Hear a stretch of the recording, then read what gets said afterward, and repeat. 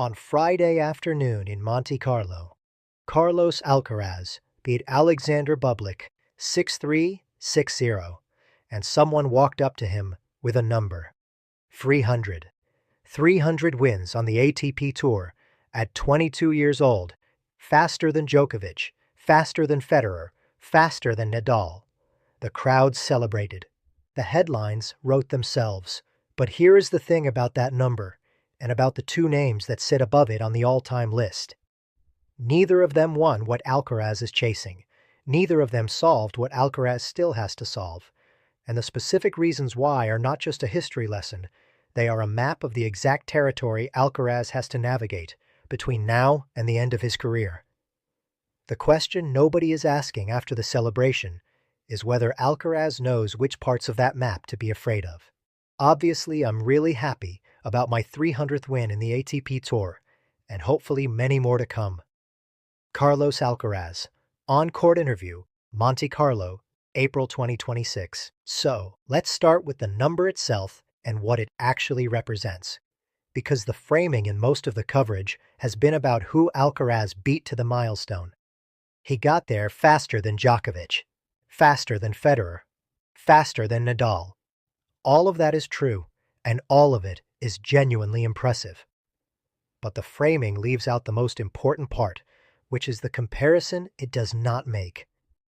Because Alcaraz did not get there faster than everyone. He got there faster than everyone except two men, and those two men are the most instructive figures in the conversation, not because of what they achieved, but because of what they did not achieve, despite everything the early numbers suggested they would. Rod Laver reached 300 wins in 355 matches. Jimmy Connors reached 300 wins in 363 matches. Alcaraz reached 300 wins in 367 matches, tied with John McEnroe. The number on its own is extraordinary. An 81.7% win rate across 367 matches at 22 years old on every surface against every generation of opponent the tour has produced over the last 5 years. There is no reasonable version of this story where the number does not reflect genuine historic greatness. But the two names ahead of it on the list are carrying a story that runs in a direction the celebration has not been willing to follow. Rod Laver is one of the most gifted players the sport has ever produced. He completed the calendar Grand Slam twice, something no man has done before or since in the Open era. He was, by almost any technical assessment, the most complete all-court player of his generation, and possibly of any generation before the modern era. And yet his career in professional tennis was interrupted for 5 years, from 1963 to 1968, because of the amateur-professional divide that governed the sport before the Open era began. He was banned, essentially, from Grand Slam competition during what should have been the prime years of his career, because the rules of the sport at the time made it impossible for a professional to compete at the biggest events. Those 5 years did not disappear from his career statistics. The wins he accumulated during that period count in the professional record, but they represent an enforced separation between talent and achievement that nobody chose and nobody could have prevented. Laver is ahead of Alcaraz on the 300-win list, not because he was the more complete champion. He is there because he played more matches per season during a specific era, and because the political structure of the sport in his time created a set of circumstances that are incomparable to anything Alcaraz will face. Jimmy Connors is a different and more relevant story, and it is the one I want to spend time on, because the specific shape of his career is the one that should be the most interesting reference point for where Alcaraz is right now. Connors reached 300 wins faster than almost anyone in history. He was a dominant force from the mid-70s through the mid-80s, holding the world #1 ranking for 268 weeks across his career, winning 109 titles in total, a number that remains the all-time record on the ATP Tour. He won 8 Grand Slams. He reached the US Open final at age 39. By almost every measure of longevity and competitive fire, he was an extraordinary champion and one of the most resilient players the sport has ever seen. And he never won the French Open. Not once.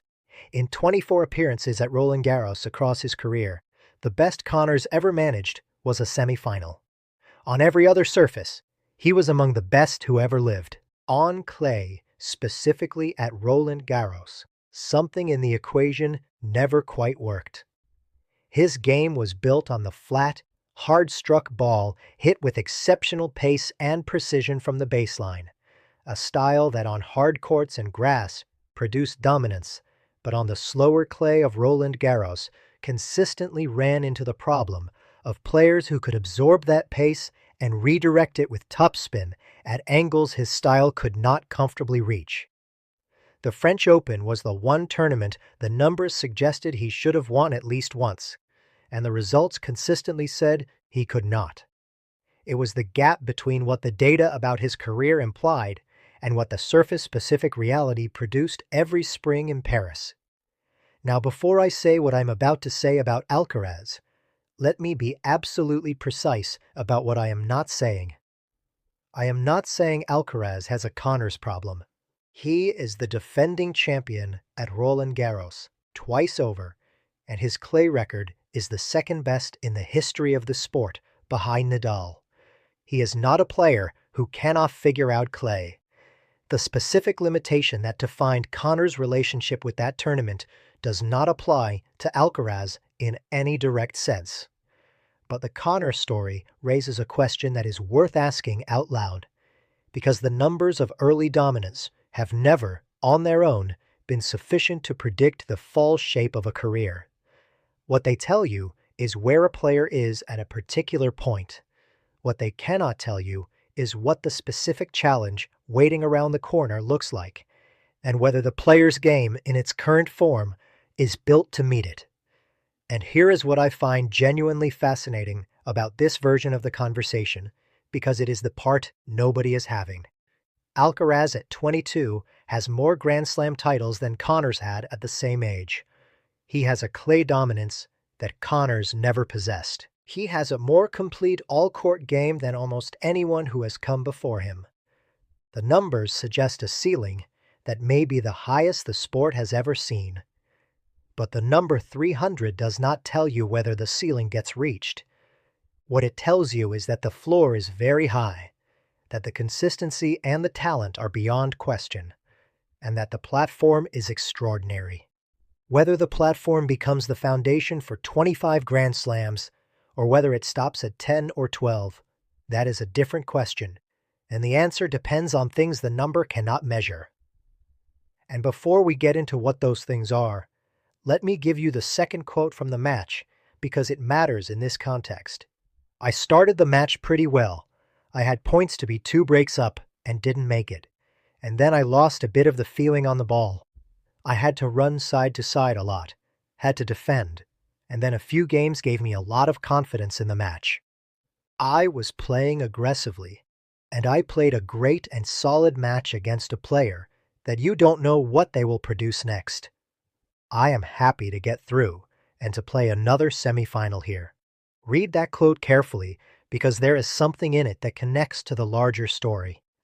Twice in the same match against Bublik, a player he had never faced before and dispatched 6-3, 6-0 in just over an hour, Alcaraz lost the feeling.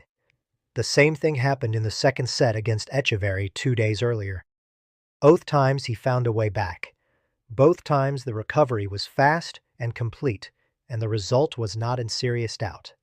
But the pattern of temporarily losing the feel, needing to find it again mid-match, is the specific mechanical challenge of the clay season's early weeks.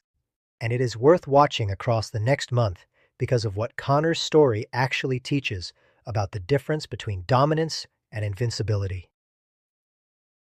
Connors' best seasons were built on a game so consistent and so repeatable that losing the feel was not really a concept that applied to him. His ball striking was so grooved, his movement patterns so deeply established, that the thing Alcaraz is navigating right now, the recalibration of the feel during the surface transition, was not a problem his game produced. His limitation was structural, built into the style itself rather than emerging during the adjustment period. Alcaraz's adjustment period is temporary, But temporary is not the same as irrelevant, and the number of times he has mentioned losing the feel in the last 3 days suggests the calibration is still in progress, even as the results remain dominant. What the 300-win number does not capture is the quality of the losses. Alcaraz has lost 67 matches en route to 300 wins, fewer losses than any of the big three had accumulated at this milestone. On the surface, this looks like a win rate argument in favor of his position in the GOAT conversation, and it is. But it also raises a specific question about what the losses tell you, because losses at this level are not random events. They are information. Each one carries a pattern, a specific type of opponent, a specific surface condition, a specific tactical problem that the player's current game cannot solve. Djokovic's 300 win-loss record was higher than Alcaraz's, but Djokovic's losses during his development phase taught him things about what his game needed to be that the wins could not. Some players need losses the way systems need feedback, not because losing is desirable, but because the information in a loss is more specific than the information in a win. Alcaraz has lost twice this year, Medvedev in Indian Wells, Korda in Miami. The Medvedev loss is the kind of tactical education that tends to improve a player. He was beaten by someone who understood his game at a structural level and exploited a specific combination of serve positioning and return depth that Alcaraz will carry forward into every future hard-court encounter with Medvedev. The Korda loss is the one with slightly more complexity, because it was an exit in a round he should not have exited in, against a player he had beaten before, and the explanation for it lives in the psychological territory we have discussed in other videos on this channel. But both losses combined have pushed Alcaraz into a clay season where the feel is still calibrating, the ranking defense is structurally unfair, and the next opponent in the semifinal, whoever emerges from De Minaur and Vachereau, represents a test at a specific stage of a specific tournament where he has only ever gone one direction. The context of the 300-win milestone getting celebrated at this particular point in the season is genuinely interesting because it arrives at the exact moment when the milestone's real test is beginning. It is easy to accumulate wins at an extraordinary rate when you are the dominant player on tour and the surface suits you. The question the Connors and Laver examples ask, quietly, from behind the numbers, is what happens when the territory becomes unfamiliar. Laver's answer was that the sport's rules interrupted him. Connors' answer was that one specific surface never quite yielded. Alcaraz's answer has not been written yet, and the clay season that starts this week is where the writing begins in earnest. Because there is something different about what Alcaraz is being asked to do over the next 6 weeks compared to anything the 300-win milestone reflects. Every win in that record came in a context where Alcaraz was building or consolidating or operating from a position of relative freedom. The 2022 U.S. Open was a player nobody expected to win anything. The 2023 Wimbledon was a player proving he could translate clay and hard-court brilliance to grass. The 2024 and 2025 Roland Garros titles were a player arriving as the dominant force on the surface. Even the 2026 Australian Open, which completed the career Grand Slam and produced the most dominant serving performance of his career, came with the psychological freedom that Lopez had described, the focus on process, the absence of obsessive external metrics. Every win in that record was accumulated by a player who was, in some sense, going forward. This clay season is the first time in his career where the structural reality demands that he defend at scale. And defending at scale is categorically different from winning at scale, psychologically and tactically. The Connors example is useful here one more time, because Connors' career actually produced an answer to this question that most people do not remember.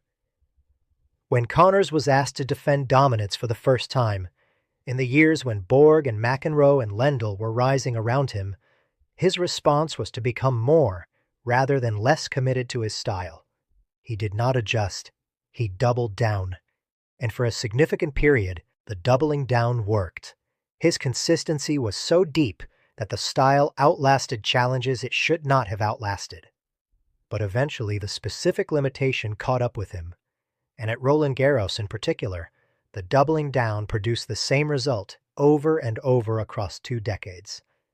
The lesson is not that Connors should have changed his game. It is that his game's ceiling was set by the one element he was most deeply committed to, and the element was fundamentally incompatible with one specific demand the sport makes. Alcaraz's game does not have that kind of structural ceiling. His range is too wide, his adaptability too genuine, his physical gifts too complete. But the question his career raises, the one the 300 win number is quietly asking, is whether the specific kind of commitment that his game requires, the freedom and the feel and the instinct-based decision-making that makes him unique, can be maintained across 15 years of being the most defended player on tour. Because the thing that Connors never had to solve was the psychological weight of being the person everyone is trying to beat, every week, for decade after decade. Connors was a great champion who was challenged and who responds. What the full version of Alcaraz's career demands is something more sustained than that. A version of the freedom and the feel that does not depend on the circumstances being right, that operates inside the structure of defense and expectation and ranking pressure, rather than requiring those things to be absent. This is the question that Laver and Connors, between them, cannot answer. Because Laver was denied the chance to answer it by politics, and Connors answered it for every surface except the one where his game had its structural limit. Alcaraz is the first player in this specific comparison who has the game to potentially answer it completely. His clay record, his grass record, his hard court record, his ability to adapt within matches, change patterns, serve better than any 22-year-old in the sport's history, defend from positions that should produce errors, and instead produce winners. The complete answer to the question the Connors-Laver comparison raises is theoretically available to him in a way it was not available to either of them. Whether he gets there depends on 2 things that the 300-win milestone does not measure and cannot predict. The first is whether the Lopez framework, the calm, the unhurried construction, the hurt-the-ball commitment, can survive being stretched across a full clay season of defense rather than just applied in isolated moments within individual matches. The second is whether Alcaraz can find a way to stay psychologically free inside a structure that is, by its very nature, designed to produce pressure. The ranking defense, the point-by-point calculation, the knowledge that Sinner is gaining ground in tournaments Alcaraz has already won and cannot re-win. All of that is the specific territory where Connors' game found its limit, not tactically, but psychologically, in the form of a tournament that never yielded, because the psychological approach it required was different from the one Connors had spent his whole career building. Alcaraz's psychological approach, shaped by Lopez over the last 4 months, is specifically designed to operate inside pressure rather than around it. The instruction on Thursday against Echeverry, "You're not in a hurry," is the same instruction applied to the clay season as a whole. The ranking will do what it does. The points will go where they go. The thing that can be controlled is the quality of the tennis inside each match. And the quality of the tennis inside each match improves when the decision-making is free and the intent is full. That is the framework. Whether it holds across 6 weeks of accumulated pressure in 5 consecutive tournaments is the test that the 300-win milestone has now set up. The celebration on Friday was genuine and deserved.